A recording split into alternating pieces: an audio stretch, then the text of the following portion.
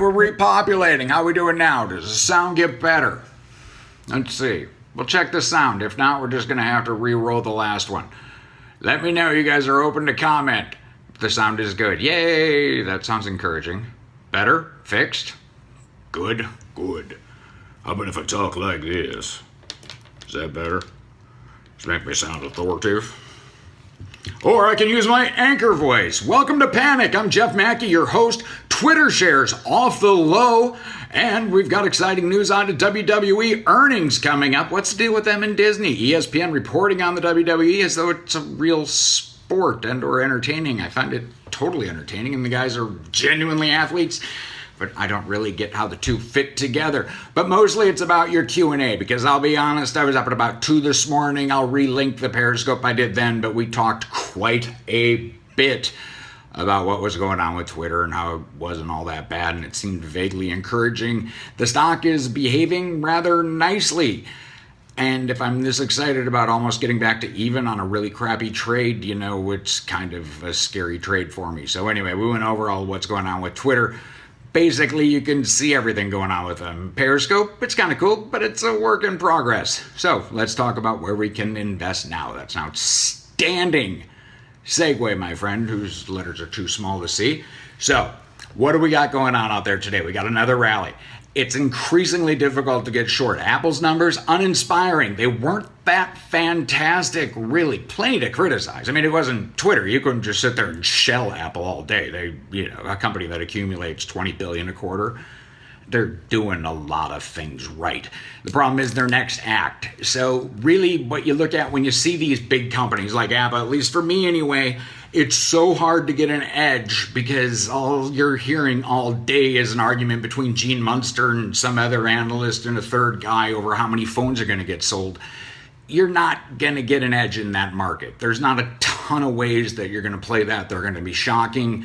You don't see Apple make huge moves that often, and God knows Carl Icahn would call Tim Cook and threaten to personally beat him senseless if he didn't buy back about $10 trillion worth of stock the second that thing went lower. So you're not going to see a lot of volatility. That's why we talked about Twitter. That's why we talked about Amazon ahead of earnings, because the idea of trading is to try to either make or avoid losing a dump truck full of cash. And to do that, you actually play with kind of the names that move a lot, that are less covered a little bit, or at least slightly misunderstood.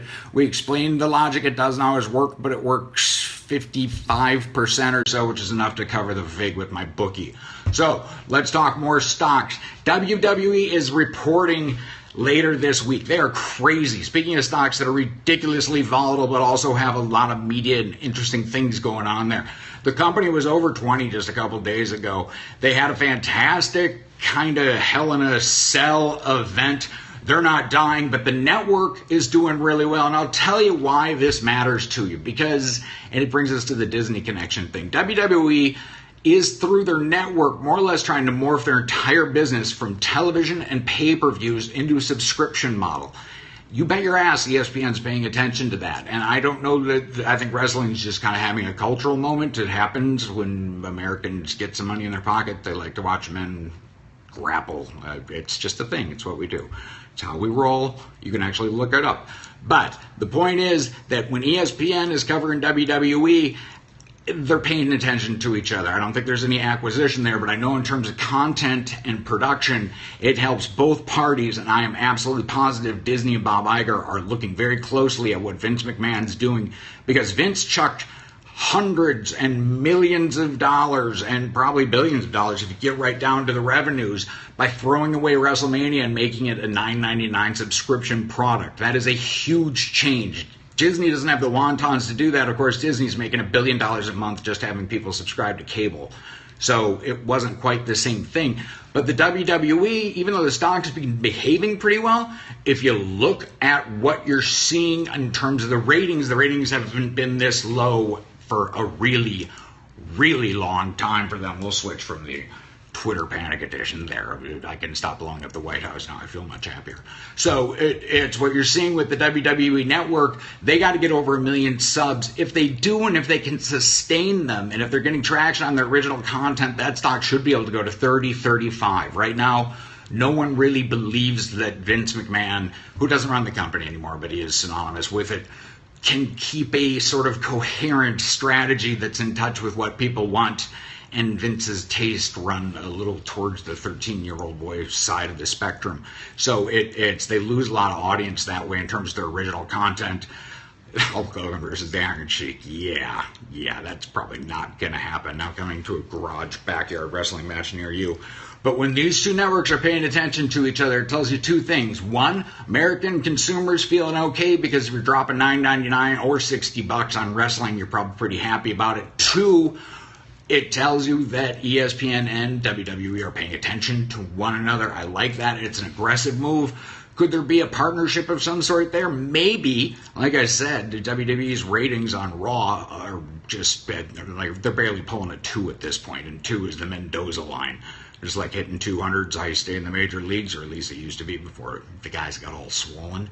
If you don't pull a 2 on basic cable, if you're WWE, things are bad in Denmark. The product can't be this culturally disconnected. Mark Wahlberg's not getting front row seats at main events for these pay-per-views unless culturally what's happening is bigger than the ratings would suggest. UFC killing WWE? Not really. UFC's kind of got its own problem. And one of those big problems is in about 5 years, most of the people who are in the UFC are going to have horrible, horrible things going on with what's happening in their skulls. It's not a sport that is going to be kind to its competitors, but that's a long way out. They also have strange drug policies. I've spent some time with Dana White. UFC is incredible, and I would love to own it. If it was a public company, you could short it into the ground, because it turns out, and this is going to surprise you, but these 20 to 30-year-old men, largely, who spend every waking moment learning how to kill people, break arms, break limbs, and destroy them and enjoy the pain, they're not that reliable in terms of performers. I know. It's strange. It's weird. More questions. What stocks you want to know about? I think the market, we're not taking off all that fast. SEC and crowdfunding. I want to talk about the feds and insider trading. Preet Bharara pulled back after all these guys who have appealed the insider trading convictions over the last few years. And remember, this New York AG or US AG, I'm not sure how they classify it, but he was 80-0 on insider trading convictions, and he was going after Stevie Cohn. There's a fantastic Vanity Fair article. Google it. It's all about the hunt for Stevie Cohn, who might actually be able to trade a little bit. But the insider trading laws have been set up effectively so vague that to really, it's any form of research can be insider trading if the AG is ambitious enough and you're a celebrity. And so when Fabulous Fab Torre gets dragged down by his face and the housing crisis is blamed on him, when Henry Blodgett gets crushed for being the person in charge of the internet bubble because he said Amazon was good, it's crap. It's showbiz. Insider trading laws should be chucked, not because I'm defending any of the hedgies, but because the way the laws were written, as ambiguous as they were, what happened is you get nothing but prosecution based on the headline appeal of it. And guys who want to go up to Gracie Mansion and be governor of New York, Elliot Spitzer, I'm referring to you. And on the other side of it, you have the traders who have no respect for the law whatsoever, and they see just how capricious and ridiculous some of these prosecutions are. Martha Stewart. I've met Martha. Martha's crazy. Martha does all kinds of things you wouldn't think Martha would do. She's actually kind of a lot of fun when you hang with her, but they sent her to prison not for insider trading, but for lying. She was officially convicted of obstruction of justice. And think what you will of Martha, think what you will of Henry. Do you feel one bit safer because Martha spent 3 years in prison? So hopefully when the government has wasted tens of millions of dollars in all of these ridiculous insider trading scandals, it's becoming less politically expedient to go after all of the rich guys for the simple reason that most of you are doing okay in the stock market, so you don't care anymore. But now you're not mad. No, Martha doesn't go blow. Like, get your mind out of it. Got her different substances entirely, much more laid back. Anyway, so that's where we are with that. Martha Stewart, she's getting bought out. MSO, that's gone. WWE, they report. You got to be very scared there. But watch that network subscriber number. If it's over 1 million, they're doing just fine. Anything on Shake? Yeah, shake, rattle, roll. We can come up with all kinds of puns for it. I like McDonald's. McDonald's now fighting with Facebook as my biggest holding, which is not a conventional hedge, but there is a monstrosity of a regression to the mean as people realize that running 14,000 McDonald's is not quite as easy as you thought, and replicating an entire chain is going to be really, really difficult. So I don't like shake. I like McDonald's quite a bit. When the king is kicking ass, stick with him. Why buy the court jester and the chance that he's going to take him out someday? How am I hedged on Facebook? By not owning crappy stocks. Actually, I own Twitter. That keeps my capital gains in check. Netflix. You know what the deal is on Netflix? Someone asked about it. I'm finding myself, and I'm an Amazon fanboy, I admit, but I'm actually using some other streaming services. Hulu's actually kind of competitive now. Netflix doesn't necessarily have the monopoly that they once did. As incredible as they've been on creating new content, you know, the other guys are starting to get it. Amazon made a new show about a what-if scenario if the Nazis were in World War II. It's actually kind of watchable and kind of cool. And like a lot of things with Amazon, it feels like this happy surprise out of nowhere. It's like, oh my God, look at that, a show that's actually watchable, and it comes with Prime. It's like I'm not even paying for it, even though I am. That's kind of weird. Netflix, we got to figure out what that business model looks like when you get real competition, when there's a robust market. Speaking of which, by the way, the went into Target, we got a new one around. It's not a super Target, but it's the nice new version. And as I've said before, all kinds of things you learn there. Went through the electronics department. The electronics department at the new Target is almost as big as groceries. It's huge. But the other thing I noticed speaks to Apple, whose stock is higher today after reporting their earnings. It's not so great from the Apple side. I wish I had some pictures. I'll actually post them on Twitter because I took some. I'm an idiot. I take pictures when I walk around a Target. My kids are just horrified. But I do it anyway because I learn things. Apple's just another electronics vendor as far as Target's concerned. And so 5 years ago, it was a huge deal for Best Buy to carry Apple products. Now, not so much. The watch display for Apple that everybody made such a big deal, how it was going to be mainstreaming them, they're in a little piece of glass, and they're kind of right next to the Fitbits and all those other little wearable things that my friend Josh called the Lance Armstrong bracelets of today. It is not a step up for Apple. The displays don't stand out. They look just like the Samsung display. They look just like everything else. Again, I'm long Apple, so I'm giddy. I'm happy. I'm not selling the stock in a panic, but I'm just pointing out I'm seeing erosion of the brand, and the same thing's happening to Netflix. The same kings don't stay king forever, and the way you stay alive is with purple crayons and stops. All right, we'll take one more. What do we got? Shopify seems to be replacing Square often. You know, the Square thing, me and Jack are besties now, so we won't talk about that. But yeah, probably. I haven't used my Apple Pay once. I've got the Apple phone, which, you know, I obviously the microphone quality and the consistency of delivery on videos on beyond reproach on this new phone. But what it's doing that's really not so great is it's constantly asking me to Apple Pay when I don't have any type of cash register in front of me. I haven't really seen anyone use Apple Pay. It seems like kind of a pain in the ass. We'll see how that happens. Anyways, that's Apple, that's WWE, that's Twitter. The market itself, we're kind of flat. I obviously don't go to Whole Foods Market. Oh, is that a chunk joke? I don't go to Whole Foods Market. I don't go to Whole Foods Market because organic's a scam. Don't believe all that crap. Do you honestly think they're giving cows stuff to give them cancer? Do you think the genetically modified food, that's just an embarrassment to us? We eat so much processed, embarrassing crap. We're a country that eats frosted flakes. I actually saw Frankenberries at Target. Frankenberries. This stuff, remember that crap? If you're old like me, you used to dump this stuff into a bowl and you'd have like this pink soup at the end that used to be milk, only it was more viscous and bright pink. That stuff, if it's not toxic, we need a new definition of toxic. Bacon may cause cancer, but Frankenberry cereal will kill you on the spot if you're not prepared for it. We eat that stuff regularly, and yet we go up in arms and lose our squash if our strawberries aren't organic. You know what organic strawberries do? They rot faster, and they used to have big margins. Now they don't have big margins. So basically, they're just driving up the cost basis. You want my chart drawings live? You know what's not exciting is watching someone draw. There's a reason that most hacker movies kind of stink, because it's usually guys and they're going and typing, and that's sort of hard to get someone's internal monologue. But I'll work on drawing you live. You know, it just, we'll see how things go. I could be on the Santa Monica Pier drawing caricatures of people in no time flat. Horribly vulgar. iPad pencil, I am unbelievably giddy. I couldn't believe that on the call yesterday.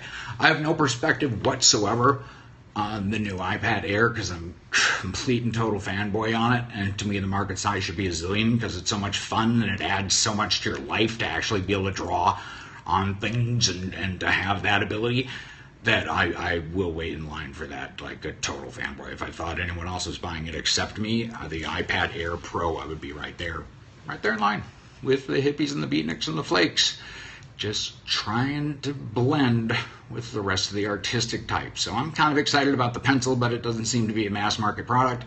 And Tim Cook, they ordered like 5 of them for the entire fourth quarter. So if you enjoy the show, one thing you can do is send me an iPad Air.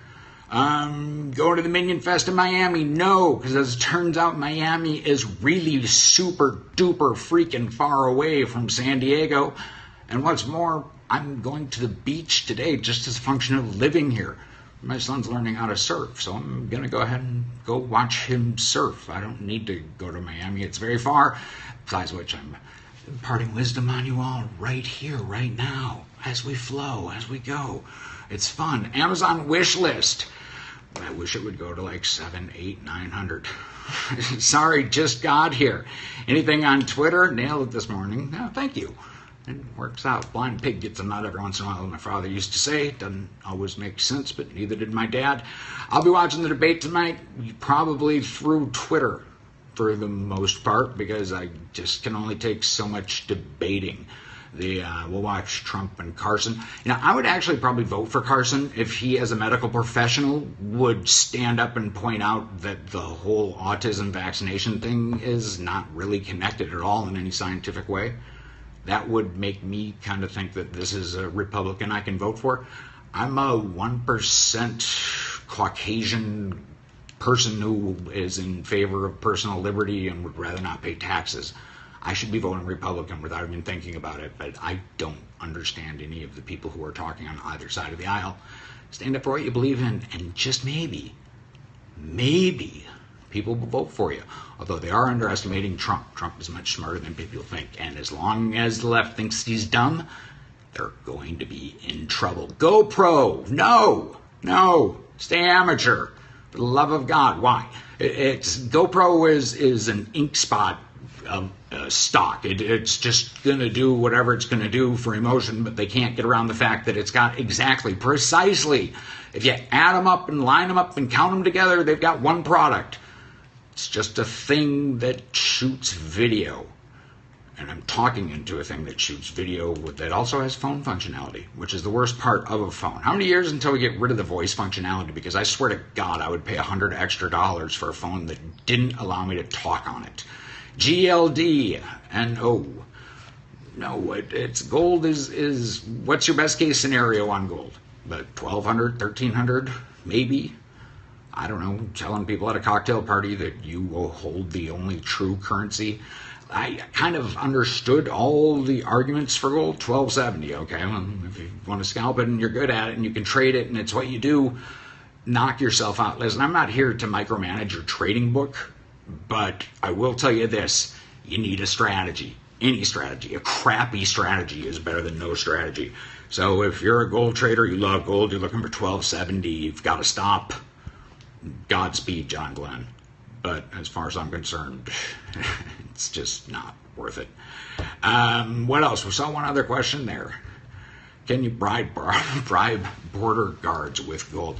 Yeah, and this is one of my regrets from my professional broadcasting career, and it's not what you would think. Mark Faber came on my show, and he said, I think you have to reach him through Skype because he's in some sort of palace or a cave or something, hiding, waiting for the apocalypse. He suggested that Viewers of my show, this was on Yahoo Finance, should store gold in a Singapore free port, a free port being a semi-legal area where basically pirates and whoever has the biggest machete gets access to what's in the safes. And so his advice was that regular Joes should go ahead and store their gold 5,000 miles from home, because when the shit hit the fan, that would be the safest place to go. All you had to do is build a boat, navigate the Pacific, make sure you're able to get past all the pirates in this godless dystopia that we had become, that ended up with all of us having to go to Singapore, get your gold out, and then bribe the border guards. And my shameful moment was not listening to that, but it wasn't calling shenanigans on it out loud right at the time, because that's silly. The cult of gold, I get it, it made sense. The idea of inflation, I get it, it made sense. For that matter, everything I learned in my Economics 101 at Dartmouth, which was actually called Economics 1, in which I actually got an unbelievably bad grade in, it turns out I was right in a lot of those essays. I could demand a regrade because inflation doesn't work the way we thought it did, and neither does most of everything else. Economics is a social science. It means it's a science for people who couldn't hack the math of real science. Guns, water, gas, far more important than gold. Thank you, but you know what? Gas erodes really fast. You don't want to store all that much gas. Gilead, I don't really have any thoughts because it's in a space with way too many exogenous variables.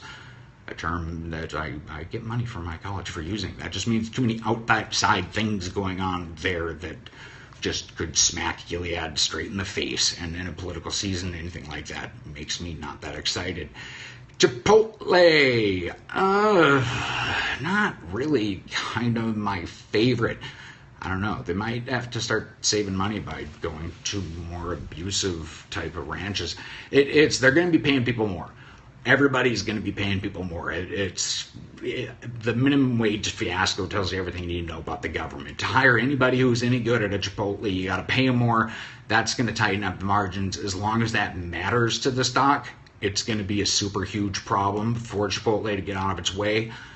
Again, McDonald's, it's easy. It's the biggest one. They're knocking the cover off the ball, and their earnings don't really matter because everyone likes the new CEO. The franchisees are going to complain, and you're going to see plenty of surveys about them complaining. I grew up in retail.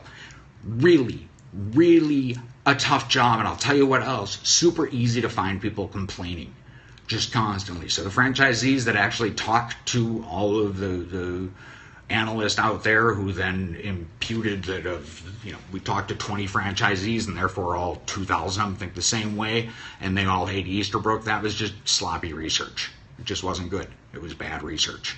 McDonald's is doing fine. The franchisees will follow anyone. Their margins are getting squeezed by hiring employees, and so what they're probably going to do is, if they're smart, is pay about $150,000 for an automatic hamburger making machine, which will be better than the hamburgers currently made. And the other thing about retail that people got to know, because there's a guy who's been in retail for 30 years, the wages have always been low. Sam Walton gouged people like crazy. All the pep rallies and all the Walmart, team stuff that he did. Sam stood for that because that made it less expensive to hire people. You always pay people as little as possible.